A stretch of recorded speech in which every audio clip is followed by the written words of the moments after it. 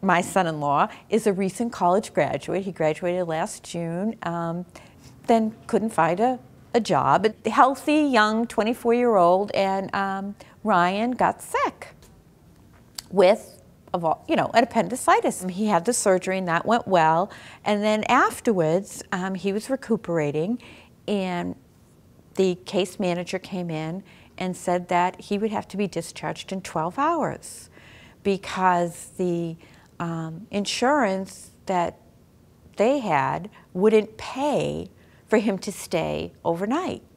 They had to go home. And Katie said, but I don't think he's ready to go home.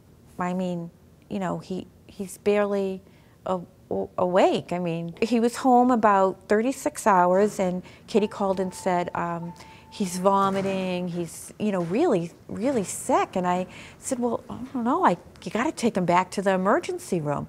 When Katie called me, she said that the doctor had come by and they were gonna wait and see what happened with Ryan. Wait and see for what? By that point, Ryan was really sick, and they had to put a tube in his nose and down his throat. I said, well, they're not gonna send him home again. So I went up there and had a conversation with the physician, and I said, you discharged him before he was ready to go home. And I said, the case manager told my daughter that he had to go because he didn't have the insurance to cover it. And so the physician said, well, we don't make those decisions. I said, well, somebody makes those decisions. 12 years ago, I was diagnosed with breast cancer, and 5 years ago, the cancer spread, so I'm now a stage 4 terminal cancer. It's spread into my liver and into my bones. And my concern is that my husband is self-employed. He's a cabinet maker, and with the economy, his business has just slowly dwindled down to almost nothing. So right now I'm on disability, and I'm working just enough. I keep working just enough so that I can maintain our health insurance. So I think that's my main concern, is that the health care, and how are we gonna provide that for my family? And even once I'm gone, if he doesn't have health care, any health care benefits, I'm not sure how he's gonna do it. We've used up a lot of our savings just because I've been in and out of the hospital and in and out of work for the past 12 years. So we have really no savings left. It's a terminal, incurable. I never ask time-wise. I don't want to know a time frame, but it's in my liver and in my bones now too. So, and there is, there's been progression. It's hard on him. I think it is, to not be able to find a job.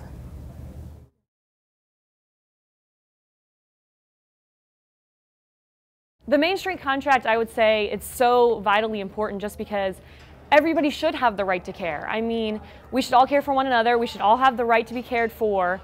And unfortunately, without that, people aren't getting what they need. People will come in the hospital and they will be forced to leave the next day when they're not really, cured per se, or they don't have the medications that they need. They can't afford it. And the Main Street contract would really help with that, because everybody would have the right to health care.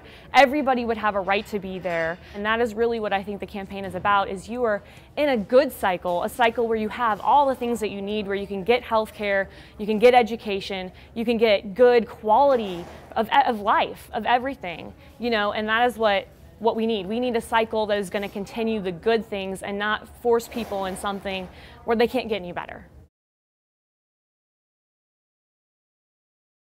I think as nurses we're in a unique position because everybody gets sick.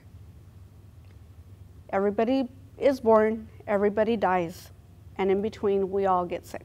The nurse is the one at the bedside who sits there and listens to the patient. And it's hard as nurses too when you're also ill and you're the nurse. About 12 years ago, I was diagnosed with multiple sclerosis. My doctor put me on a medication that I inject daily, and I also have high blood pressure and I'm borderline diabetic, so I was on all these medications. So by the time I got done with all my co-pays, I didn't have money. My husband, as the economy got worse and worse, he was working less and less. And I found my ability to pay for my medicines was getting harder and harder. And when you have to make the decision of, well, okay, do we pay the electric bill or do I get my medicine? It was easier to say, well, okay, maybe I'll end up paralyzed, but I can't take my MS med. I figured, well, I'll take the luck of the draw, I'll gamble and hope I don't end up paralyzed. Sure, I have good insurance, I can't say I don't. If I have to make that decision, I can imagine somebody who is on Medicaid and can't. My dad, he works for a local music store, so they do not provide health care.